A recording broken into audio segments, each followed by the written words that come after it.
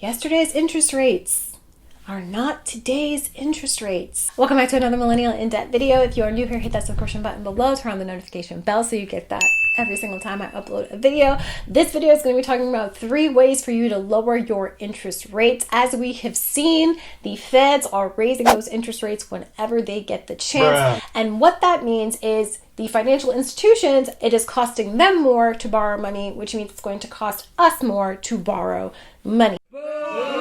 And for those of us who already have our debts, right, if you have a variable interest rate, you've seen that those interest rates have also gone up. Long story short, it means that if you are taking on any new loans or any new other forms of debt, it is going to cost you more today than it would have cost you a year ago or 2 years ago, which is quite unfortunate. It really is. I made a post the other day talking about if I put down the same amount on my home right now, and if I had the same exact credit score, that my home would cost me a lot more if I borrowed money for it now than as opposed to when I borrowed in 2019. And that is just the name of the game. This is just what I want, my boomers to understand, that yesterday's price is not today's price. Yesterday's interest rates are not today's interest rates. It's very different. And we see that the economy is doing what the economy is doing. Wages are not keeping up with what the economy is doing. So it is freaking hard out here in these streets, all right? So this video is not only timely, but necessary to help my future millionaires that are currently struggling with these ridiculous interest rates going up and up and up. We've had enough, feds. We have had enough. It's not working. All right, so the first thing I want you to do before we jump into those 3 tips is to evaluate your current situation. Now, what that means is, do you know what your interest rates are, right? Or are we just saying these interest rates are high, this debt is getting outrageous, which is, I understand, but you want to evaluate what's going on in your finances. Always take yourself on a little money date, why don't you? Figure out how much interest is being applied to each one of your debts. That's your first step. Then you want to look into the longevity of the account. How long have you had this account, and what is the history on the account? Have you paid all things on time? Have you missed a couple of payments? Are you a good consumer to this company? All of those things are going to be very beneficial when we jump into those 3 ways for you to lower your interest. Now, that first particular way is a balance transfer. And I know there's some people who are pro balance transfer, some people who are against. I am very much of the mind of if it's necessary, then I'm going to do it, right? So a balance transfer is going to come with a balance transfer fee 9 times out of 10, and it's very rare that the financial institution is not going to charge that fee. The positive here, if you are looking to lower your interest rate, is that 1, you could potentially find a lower interest rate on a balance transfer, and 2, you could have an introductory 0% APR.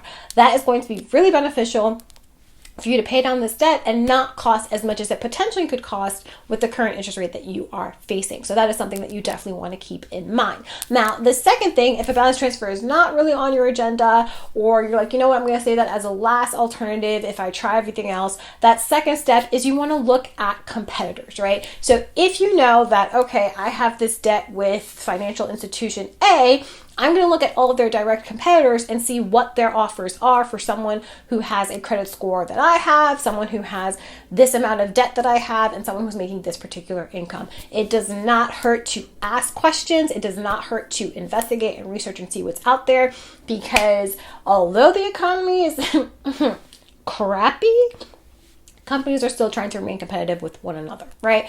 The third and final and most difficult, which is why I obviously saved it for last, is to negotiate with your lender. Now, when you negotiate with your lender, you are going to need all the information ready in front of you, because it is not going to be an easy feat. Another really important thing when you are going to negotiate with your lender is, although you don't want to take no for an answer, you also don't want to give up after the first difficulty, right? So a lot of times people are like, oh, they told me no, or oh, okay. Go back to the drawing board. Try again in a couple of months and see what you can do. See what you've changed in your account that will make you more likely to receive that particular lowering of interest, right? So now when you go to negotiate, I have script for my negotiating people, my future millionaires in the bio.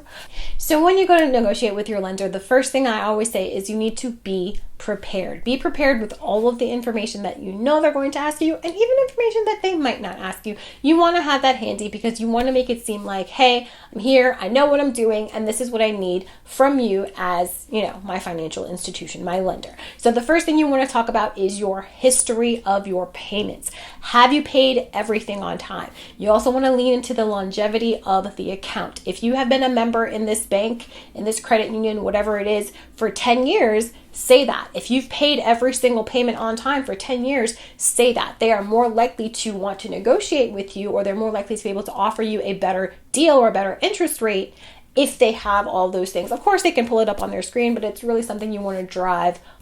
The last three pieces that you want to incorporate into your negotiation is if you are having financial hardship. A lot of times these financial institutions will be open to that discussion, will be open to, they want their money. At the end of the day, they want you to be able to pay this money. So if you are having financial hardship, they are more likely to work with you if you say this instead of trying to run. It's the same thing I say when we're talking about student loans.